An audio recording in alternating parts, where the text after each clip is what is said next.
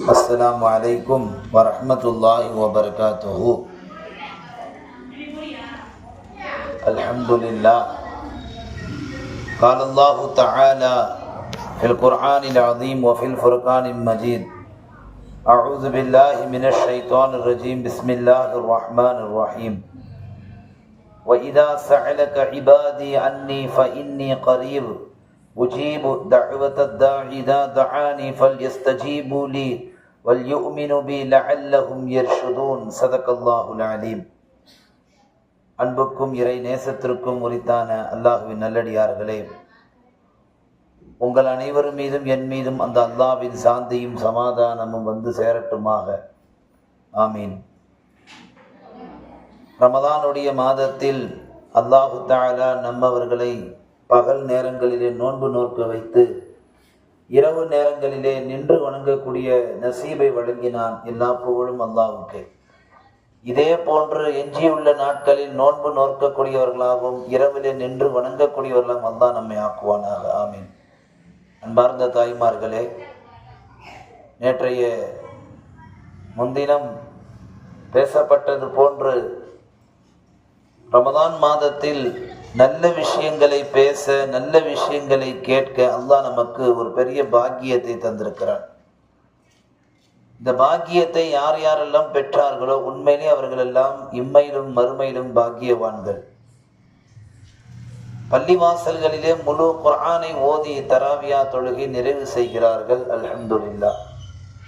அப்படி முழு குர்ஆன் ஓதக்கூடிய வரிசையுடைய நாட்களில் இன்றைக்கு அல் பக்ரா என்ற அத்தியாயத்தை ஓதி முடித்திருக்கிறார்கள். அல்லாஹ் அதிலே ஒரு வசனத்தில் பேசுவான்: وَإِذَا سَأَلَكَ عِبَادِي أَنِّي فَإِنِّي قَرِيبٌ. நபியே, நீங்கள் சொல்லுங்கள், என் அடியார்களிடத்திலே, என் அடியான் என்னை தேடினால் நான் அவனுக்கு கழுத்தின் அருகாமையில், அவன் கழுத்தின் பிடரியில் அருகாமையில் இருக்கிறேன். என் அடியான் என்னை அழைத்தால் அவனிடத்தில் சொல்லுங்கள், அவன் அழைப்புக்கு நான் பதில் தருகிறேன் என்பதாக அல்லாஹ் இன்றைக்கு ஓதிய அல் பக்ரா என்ற அத்தியாயத்திலே ஒரு வசனத்திலே பேசுவான். கேளுங்கள், கேட்டுக்கிட்டே இருங்கள் என்று அல்லாஹ் இந்த வசனத்திலே மிக அற்புதமாக சொல்லுகிறான். கேளுங்கள் என்ற ஒற்றை வார்த்தை இன்றைய உலகில் யாராவது நம்மை பார்த்து சொல்லிவிட மாட்டார்கள் என்ற ஆவல் நமக்குள் நிறைய இருக்கு. இன்னைக்கு நமக்கு இருக்கிற குடும்ப கஷ்டத்துக்கும் வாழ்வாதாரத்து கஷ்டத்துக்கும் நாம் என்ன நினைச்சிட்டு இருக்கோம்? யாராவது நம்மளை பார்த்து ஏதாவது கேட்க மாட்டாங்களா? உங்களுக்கு எவ்வளோ பணம் வேணும், உங்களுக்கு கஷ்டம் என்ன சொல்லுங்க என்று சொல்லி யாராவது நம்மக்கிட்ட ஏதாவது சொல்ல மாட்டாங்களா என்ற எதிர்பார்ப்போடு இன்றைக்கு நாம் நிறைய பேர் வாழ்ந்து கொண்டிருக்கிறோம். நம்மள நிறைய பேர்கள் எத்தனையோ தேவைகள், நிறைய பேர் மருந்து மாத்திரை வாங்க காசு இல்லாமல், நிறைய பேர் குடும்பம் நடத்துறதுக்கு வழி இல்லாமல், நிறைய பேர் உடலால் பலவீனம் அடைந்து, நிறைய பேருக்கு கல்வியுடைய தேவை ஏற்படுகிறது, நிறைய பேருக்கு பரிந்துரைகள் தேவைப்படுது. நீங்கள் ஒரு வார்த்தை சொன்னால் என்னை வேலையில் சேர்த்துப்பாங்க. இது மாதிரி எத்தனையோ தேவைகள் இன்றைக்கு நம்மில் எத்தனையோ பேருக்கு இருந்து கொண்டிருக்கிறது. ஆனால் ஒன்றே ஒன்று நாம் மறந்து விட்டு வாழுகிறோம். இவையெல்லாம் யாரிடத்தில் கேட்க வேண்டும்? அதுதான் கேள்வி. அல்லாஹ் சொல்லுகிறான்: வைதா சஅலக, என் அடியானிடத்தில் சொல்லுங்கள், என்னிடத்துல கேட்க சொல்லுங்கள். மனிதன்கிட்ட போய் கேட்க தேவையில்லை. ஒரு தேவை என்று சொன்னால் நாம் முதலில் செய்ய வேண்டியது 2 ரக்காயத்தை தொழுது அல்லாஹ்ட்ட ஒப்படைக்கணும். ரப்பு, எனக்கு இந்த தேவை இருக்கு, அதை நீ தான் பூர்த்தி செஞ்சு செய்யணும். அல்லாஹ்ட்ட ஒப்படைச்சிட்டு அதுக்கான முயற்சிகள் தான் அடுத்து நாம் மேற்கொள்ளணும். இன்றைக்கு நம்ம குடும்பங்கள்ல என்ன ஆகிவிட்டது என்று கேட்டால், நாட்கள் அதிகமாக போக போக தேவைகள் எல்லாம் மனிதர்கள் தான் பூர்த்தி செய்ய முடியும் என்ற ஒரு கட்டாயத்திலே வந்துவிட்டோம். எப்போ நாம் படைப்புகளுக்கு மத்தியிலே படைப்புகள் தான் நமக்கு உதவி செய்யும் என்ற முடிவுக்கு வந்து விட்டோமோ, படைத்தவன் நம்மை மறப்பதற்கான காரியத்தை நாமே செய்து விடுகிறோம். படைத்தவனை மறந்து நாம் படைப்பினங்கள்கிட்ட போய் உதவி கேட்பது என்பது மார்க்கத்தினுடைய பார்வையிலே ஹராம் என்றார்கள் கண்மணி நாயகம் ஸல்லல்லாஹு அலைஹி வஸல்லம். 21ஆம் நூற்றாண்டிலே வாழ்ந்து கொண்டிருக்கக்கூடிய நமக்கு அல்லாஹ்விடத்தில் கேட்பதின் மகிமை இன்னும் புரியவில்லை. அல்லாஹ்விடத்தில் ஒரு விஷயத்தை கேட்டு அதை பெற்று அதன்படி வாழக்கூடிய அந்த சந்தோஷம் உலகத்திலே யாருக்குமே அல்லாஹ் தரவில்லை, முஸ்லிம் சமுதாயத்தை தவிர. நபி யூனுஸ் அலைஹிஸ்ஸலாம், உலகத்திலேயே நபிமார்கள் ஒரு நபி, அவர்கள் என்ன செய்கிறார்கள்? தன்னுடைய கூட்டத்தார்கள் தன் சொல் பேச்சை கேட்கவில்லை என்பதற்காக அல்லாஹ்விடத்திலே முறையிட்டார்கள். யா அல்லாஹ், இந்த கூட்டம் என் பேச்சை கேட்பதில்லை, இவர்களுக்கு அதாபை நீ இறக்கு என்று நபி யூனுஸ் அலைஹிஸ்ஸலாம் அவர்கள் தொடர்ந்து 3 நாட்கள் அல்லாஹ்ட்ட துஆ செஞ்சாங்க. அதனால அல்லாஹ் என்ன செஞ்சான், நபி யூனுஸ் அலைஹிஸ்ஸலாமை நீங்கள் உங்கள் பாதையை நோக்கி செல்லுங்கள், இந்த கூட்டத்திற்கு நான் அதாபை இறக்கப் போகிறேன், இந்த ஊரிலே நீங்கள் இருக்காது என்று அல்லாஹ் யூனுஸுக்கு உத்தரவு போட்டான். யூனுஸ் நபியுடைய துவா ஏற்றுக்கொள்ளப்பட்டது என்பதை அறிந்த அந்த மக்கள் எல்லாம், அந்த ஊர் மக்கள் அல்லாஹ்விடத்துல தொடர்ந்து அவங்க என்ன செய்தார்கள், இரவும் பகலுமாக அல்லாஹ்ட்ட அழுதாங்க. ஊர் மக்கள்லாம் அழுதாங்க, யா அல்லாஹ், நபி ஏதோ தெரியாம உன்னிடத்துல கேட்டுட்டாங்க, நபி கேட்ட துவாவை நீ அங்கீகரிச்சுட்ட, நீ அதாபை இறக்குற, அதனுடைய காரணங்கள் அடையாளங்கள்லாம் தெரியுது, எங்கள்ல யாரையும் நீ தண்டிக்கிறாத ரப்பேன்னு சொல்லி யூனுஸ் நபியுடைய கூட்டத்தார்கள் அல்லாஹ்ட்ட அழுது தொழுது துவா கேட்டதுனால அல்லாஹ் அங்கீகரித்த ஒரு துவாவை ஊர் மக்கள் கேட்டதன் காரணமாக அல்லாஹ் அந்த துவாவை மறுத்துட்டான். இறக்க வேண்டிய வேதனை அல்லாஹ் தஆலா இறக்கல, அல்லாஹ் தஆலா வேதனையை துண்டிச்சிட்டான். இப்போ உலமாக்கள் சொல்லி காட்டுவார்கள், துவா இருக்கிறதே அது மிகப்பெரிய பேர் ஆயுதம் என்று குறிப்பிடுகிறார்கள். ஹதீஸில் வரும் அத்துவா சிலாஉல் முஃமின் என்பதால் கண்மணி நாயகம் ஸல்லல்லாஹு அலைஹி வஸல்லம் சொன்னார்கள், துவா இருக்கிறதே ஆயுதங்களில் ஆகச் சிறந்த ஆயுதம். நமக்கு யாராவது ஒரு தொந்தரவு தர்றாங்க, நம்மளை யாராவது ஒருத்தவங்க தொல்லை கொடுக்குறாங்க, நம்ம வழியில அப்பப்போ யாராவது தலையிடுறாங்கன்னா நாம யாரையும் நேருக்கு நேரம் சந்திக்க வேண்டிய அவசியமே இல்லை. இன்னைக்கு நாம ஒருவர் நேருக்கு நேர் சந்திச்சதுனால தான் நிறைய பகைகளோடு வாழ்ந்துட்டு இருக்கிறோம். உறவுலையும் சரி, உறவு அல்லாத வாழ்க்கையிலும் சரி.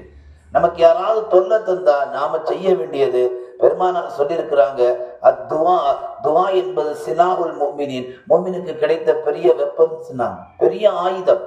இந்த ஆயுதத்தை நாம கையில வச்சுக்கிட்டு இன்னைக்கு நாம தவிக்கிறோம். யார்கிட்ட போய் கேட்கிறோம், கேட்டா கொடுப்பாங்களா, கொடுக்க மாட்டாங்க. நீங்க அல்லாஹ்விடத்துல கேட்டு பழகி விட்டால் எவ்வளவு பெரிய மலையான தேவையாக இருந்தாலும் அல்லாஹ் அதை மடுவாக மாற்றி தருவான். உங்கள் வாழ்க்கையில அது நடந்திருக்கலாம், நாம் அதை மறந்திருக்கலாம். நம்ம வாழ்க்கையில ஒரு கஷ்டமான நேரம் நமக்கு வந்திருக்கும், நாம உடனே அல்லாஹ் அழைச்சிருப்போம், அல்லாஹ் அதுக்கு பதில் தந்திருப்பான். யோசிச்சு பாருங்க, கொஞ்சம் பின்னாடி போய் பாருங்க, வாழ்க்கையில எவ்வளவு தேவை அல்லாஹ்ட்ட நம்ம கேட்டு இருக்கிறோம். பெரிய பெரிய கஷ்டங்கள் எல்லாம் தாண்டி வந்திருக்கிறோம்.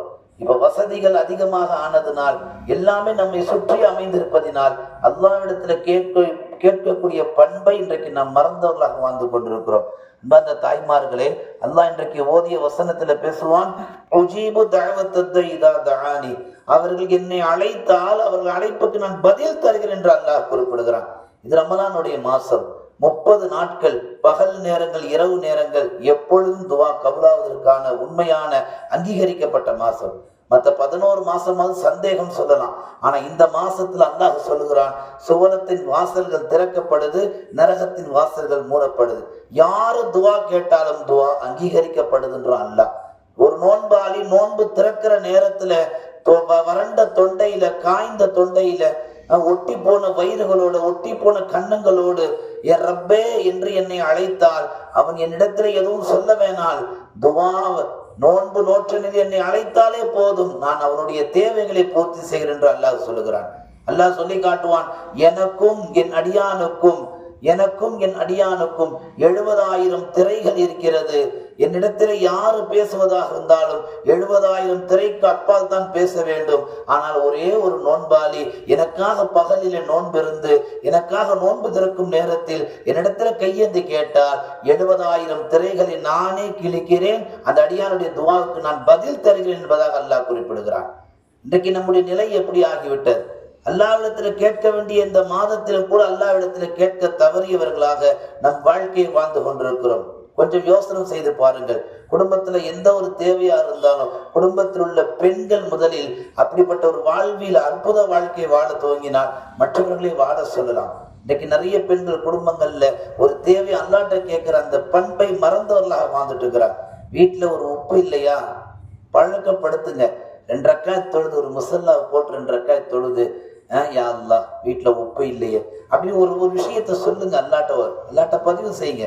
யா அல்லாஹ், என் கணவர் செருப்பா இருந்து 1 மாசம் காலம் ஆகுது, வேற செருப்பு வாங்கினா வாங்கவே மாட்டேங்கிறார், ஒரு நல்ல செருப்பா வாங்கணும், கொஞ்சம் ஏதாவது ஒரு நல்ல வழியை. இந்த மாதிரி சின்ன சின்ன விஷயங்கள் நம்ம அல்லாஹ்விட்ட ஒப்படைக்கும் போதுதான் நம்ம வாழ்க்கையில பெரிய பெரிய தேவைகள் வரும் பொழுது அல்லாஹ் நம் குரலுக்கான பதிலை அல்லாஹ் தருவான். எல்லோரும் தொழுதுட்டு வீட்டுக்கு போக வேண்டிய நேரத்துல நான் போட்டு உங்க நேரத்தை வீணடிச்சுட்டு இருக்கிறேன்னு நினைக்காதீங்க. ஒரு சில நிமிடங்களோடு என்னுடைய உரையை நிறைவு செய்கிறேன். பெருமானார் ஸல்லல்லாஹு அலைஹி வஸல்லம் சொன்னார்கள், ரமலான் அல்லாஹ் உங்களுக்கு தந்த பெரிய அன்பளிப்பு. இந்த மாதத்தை தயவு செய்து தவற விட்டு விடாதீர்கள்.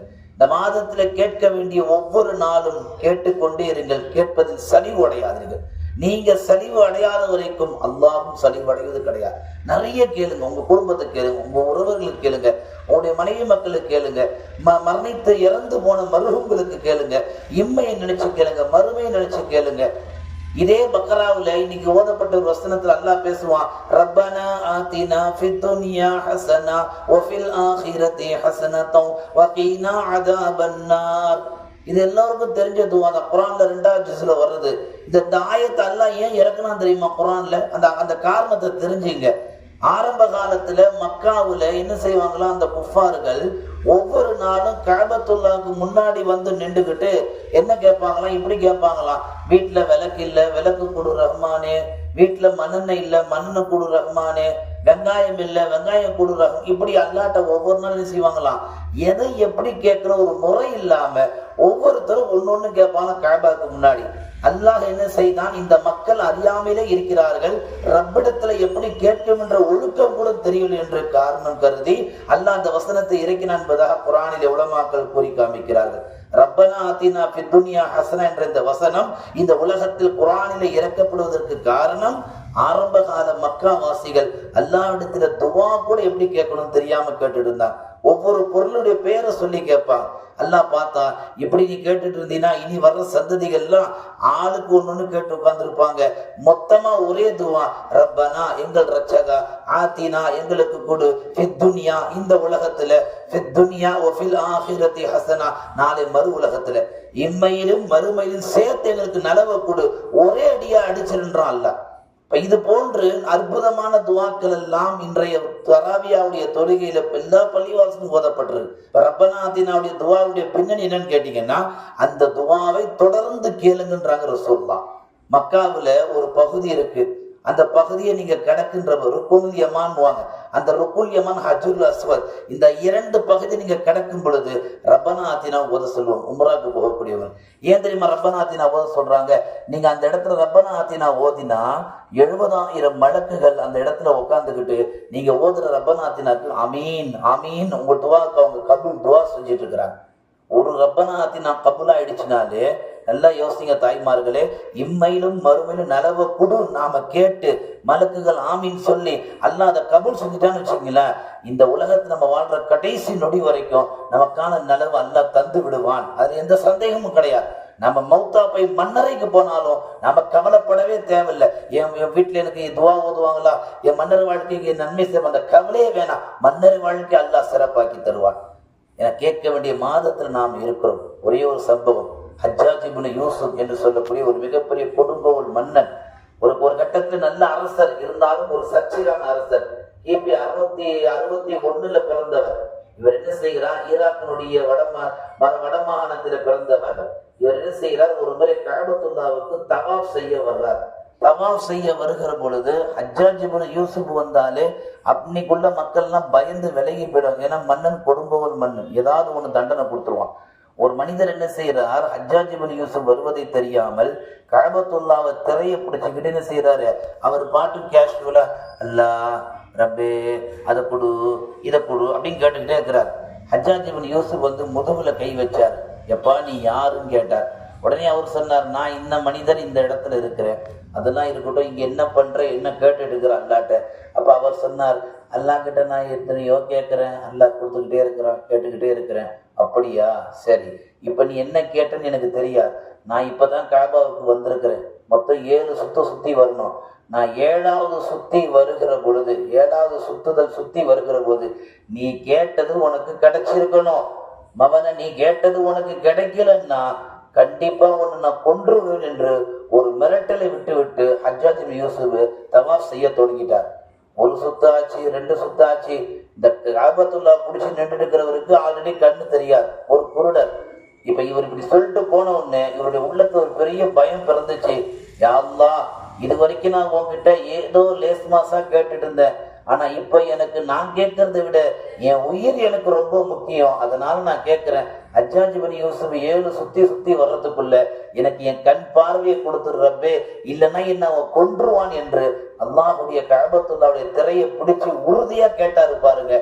7வது சுத்தி வர்றதுக்குள்ள கண் தெரியாத அந்த குருடருக்கு அல்லாஹ் கண் பார்வையை தந்தான் என்று வரலாற்று பக்கங்களிலே பார்க்க முடியுது என்று சொன்னால், கேட்க வேண்டிய காலங்களும் கேட்க வேண்டிய நேரங்களும் கேட்பவர்களும் உறுதியாக உண்மையாக அல்லாட்ட தான் கேட்கிறோம் எண்ணத்தோட கேட்டா நாம எப்பேற்பட்ட விஷயத்தை கேட்டாலும் உலகத்துல வேணா நமக்கு அது ஒரு சாதாரணமா இருக்கலாம். ஆனா அல்லாவுக்கு நாம கேட்கறது எல்லாமே ஒரு பெரிய விஷயமே கிடையாது.